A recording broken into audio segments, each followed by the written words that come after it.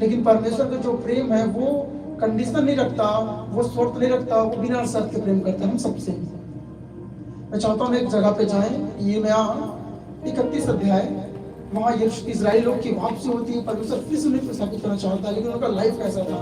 वे बंधुआई में गए, और बंधुआई में जाने के पश्चात बेबीलोन की जो बंधुआई है वहाँ के बारे में है, लेकिन परमेश्वर चाहता है कि फिर से वो वहाँ पे स्थिर किए जाए, रोपित किए जाए, बनाए जाए।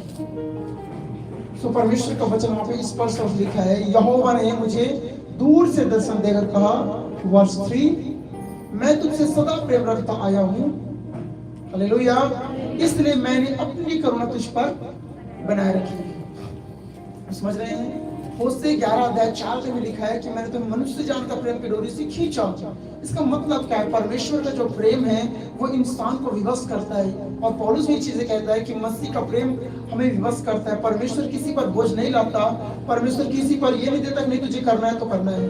प्रभु किसी के साथ जबरदस्ती नहीं करते। याद रखिए, प्रेम हर्ष के साथ होना चाहिए, आनंद के साथ होना चाहिए, और अपनी इच्छा अनुसार होना चाहिए। समझ रहे हैं? बाइबल का वचन कहता है, पहला कुरिन्थियों में लिखा है 13वें अध्याय में, प्रेम के विषय में बहुत सारी चीजें बात कर सकते हैं, और उस सब वरदानों में से उत्तम एक वरदान है। और परमेश्वर चाहता है कलीसिया कि हर एक लोगों के भीतर ये वरदान काम करना चाहिए। यदि कलीसिया आज प्रेम के लिए प्रिपेयर नहीं है, तैयार नहीं है, तो मैं कहूंगा वो कभी भी मैच्योरिटी की और परिपक्वता की ओर नहीं बढ़ सकता, क्योंकि सबसे संपूर्ण जो चीजें हैं जो इंसान को परिपक्वता को लेकर जाती है वो है प्रेम। और हम सबको परमेश्वर ने प्रेम किया। कितने लोग हैं जिन्होंने परमेश्वर के प्रेम को फील नहीं किया, जिन्होंने परमेश्वर के बिना दया के, बिना करुणा के वो मसीह में आ गए? कोई यहाँ पे?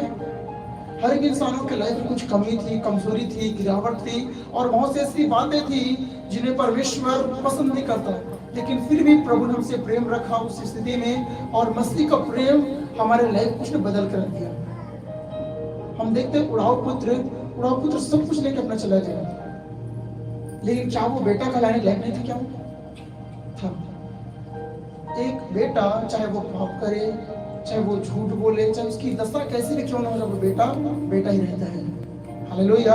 और जब हमने प्रभु यीशु को स्वीकार किया, हमने पिता को अपना पिता कहा, यीशु को प्रभु स्वीकार किया, उसी दिन हमें पवित्र आत्मा की सहायता उपलब्ध कराई गई, और हमने पवित्र आत्मा पाया, और पवित्र आत्मा हमारे भीतर रहता है। और बाइबल कहता है रोमियो 5:5 में वहां पे लिखा है कि पवित्र आत्मा के द्वारा हमारे भीतर मसीह का प्रेम उंडेला जाता है, डाला जाता है। हालेलुया। और मसीह के हर एक व्यक्ति जो चर्च में है, नहीं है, बिलीवर्स है या अनबिलीवर्स है, जो मसीह को नहीं जानते, वे लोग क्यों ना हो, प्रभु चाहता है कि हम सबके साथ एक मेल जोल के साथ और प्रेम के साथ रहें।